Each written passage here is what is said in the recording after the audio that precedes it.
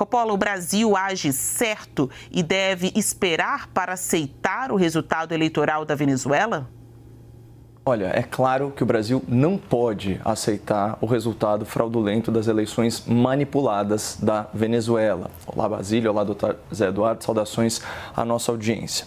Bom, contrariando aqui todas as pesquisas independentes de intenção de voto que apontavam para uma vitória folgada da oposição democrática, o Conselho Eleitoral Nacional da Venezuela anunciou a reeleição do amigo e companheiro de Lula da Silva, o ditador assassino e narcoterrorista Nicolás Maduro.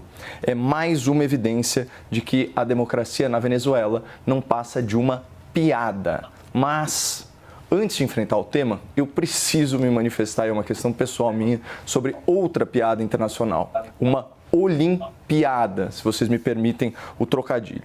A nossa medalhista olímpica e bicampeã mundial de skate, a Raíssa Oliveira, está ameaçada de receber uma advertência do COI, o Comitê Olímpico Internacional, por fazer gestos proibidos durante a competição. Aí você me pergunta, seriam estes gestos obscenos?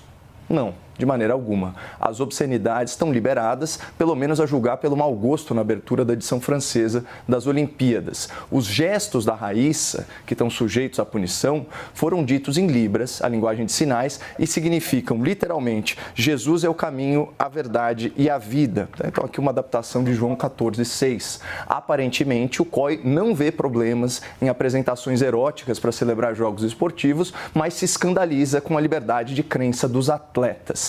C'est triste et bizarre. Então, que a Raíssa, esse jovem orgulho da nação brasileira, encontre forças no mérito da sua vitória e também na sabedoria bíblica. Seja forte e corajosa. Não se apavore nem desanime, pois o Senhor estará com você por onde você andar. Isso é Josué 1:9. Mas enfim, vamos voltar aqui à piada da vez, essa narrativa de democracia que a ditadura da Venezuela tenta impor aos alienados, aos desinformados e aos idiotas úteis de plantão.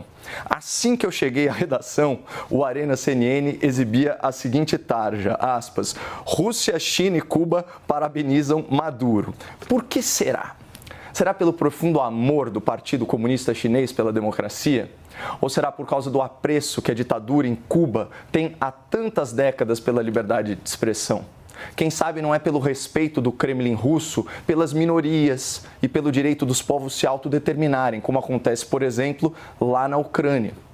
Então, assim, ironia e sarcasmo à parte, aqui no Brasil, a gente não ficou tão para trás, infelizmente. Eu destaco aqui um dos trechos da nota oficial do Itamaraty que diz o seguinte, aspas, o governo brasileiro saúda o caráter pacífico da jornada eleitoral na Venezuela. Pacífico.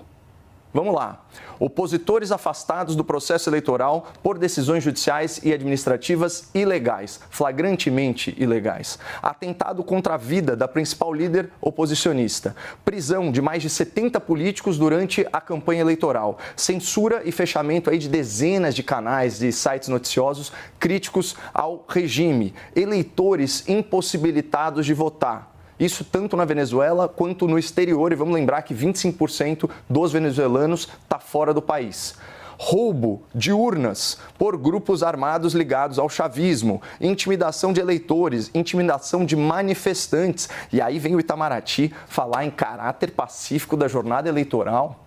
Então tá, né? Mais uma aí para os anais de uma república que é comandada pela auto-intitulada Viva a Alma Mais Honesta do país. E aliás, falando nele, o principal garoto propaganda da ditadura na Venezuela, o silêncio do Lula da Silva sobre esse escândalo, ele é tão ensurdecedor quanto compreensível. Mas graças a Deus, outros líderes da esquerda latino-americana já fizeram a coisa certa e manifestaram aí críticas ao processo eleitoral venezuelano. Para ficar em um exemplo, o presidente chileno afirmou que não reconhecerá qualquer resultado que não seja verificável e exigiu total transparência das atas de votação e do processo eleitoral.